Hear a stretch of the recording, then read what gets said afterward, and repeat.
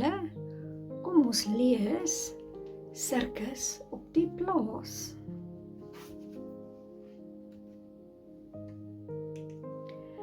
Een lieflike somersaand ry 'n snaakse kleurvolle waantjie stadig met die pad langs na boer Frans se plaas toe.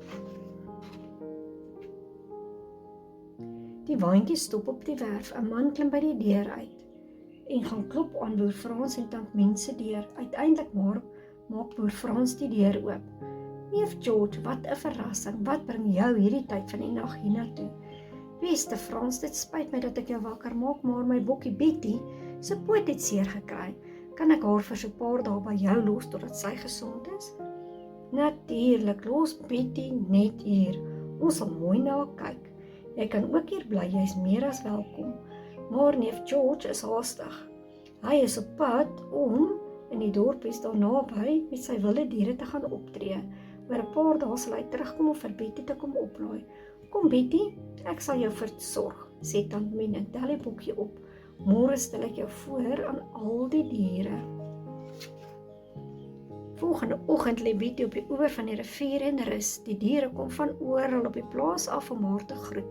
Wat is jou naam? Waar kom jy vandaan? Het jy seer gekry? Die vrae hou net nie op nie. Dus vertel Betty wat met haar gebeur het. My naam is Betty. Ek het my poot in 'n sirkustoertjie seer gemaak. Tant Mien versorg my so goed dat ek vinnig beter word. Een van die dae gaan my baas George my weer kom haal. Na 'n paar dae gaan dit al baie beter met Betty se poot en tant Mien kan die verband afhaal. Boel, Dolla, kom kyk, ek is heeltemal gesond en ek kan weer bokspring soos vroeër. Die ander diere kyk verbaas hoe Betty haar mooiste toertjies vir hulle wys.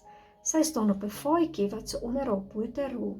Dink jy ek kan dit ook doen, maar met 'n bal, vra Hansie? Natuurlik, ek sal jou leer hoe, antwoord Betty.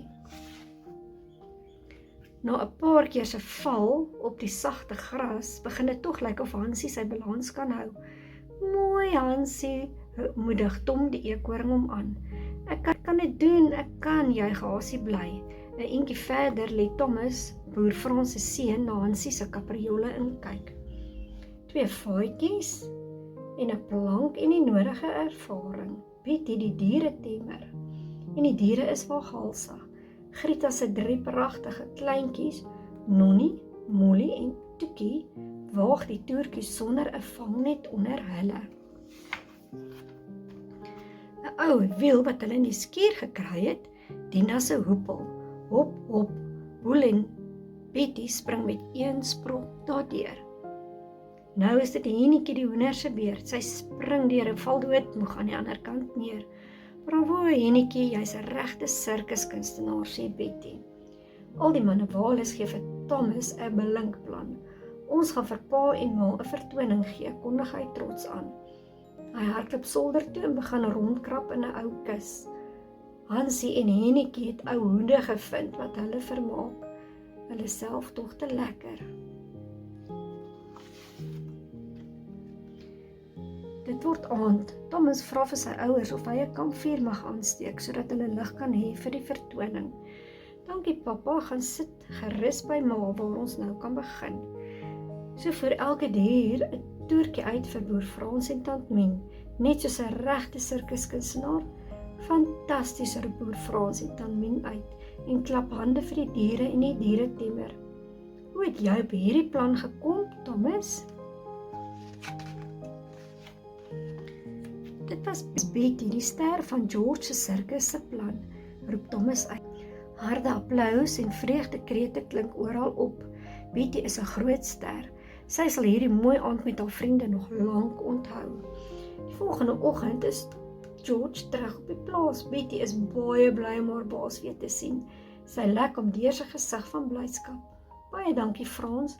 Danksy jou en Mien is Betty nou weer perdfris en gesond. En te dank aan Betty het ek ook nou sirkusdiere op die plaas, lag boer Frans. Kom ek vertel jou oor 'n lekker bord kos wat alles gebeur het. Dit is aand. George se sirkus is weer op pad. Die waantjie ry stadig weg. Betty se liewe gesiggie verskyn in die venster. Totsiens vriende, roep sy vir haar nuwe maatjies. Ek kom gou weer kuier. Totsiens Betty, totsiens, wanneer jy terugkom, gaan ons weer sirkustoertjies doen, roep die plaasdiere.